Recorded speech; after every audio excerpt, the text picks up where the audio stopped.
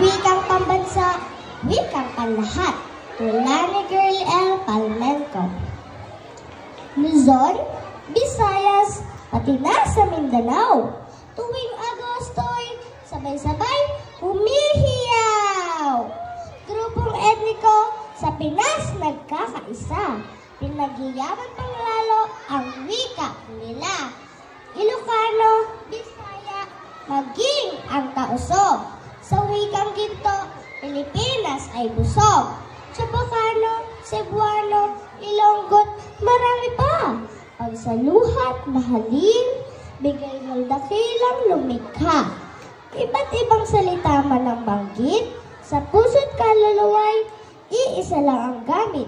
Buong pagmamahal, itong ipagpunyagi. Kayamanan ng buhay, dugo at lahi. Mayabang kultura, kanyang sinasalamin. Makulay na tradisyon, ipinamamahagi din. Wikang pambansa ay wikang panlahat. Gamitin ang tama't panglingkurang tapat. Sa gisag ng kalayaan, santi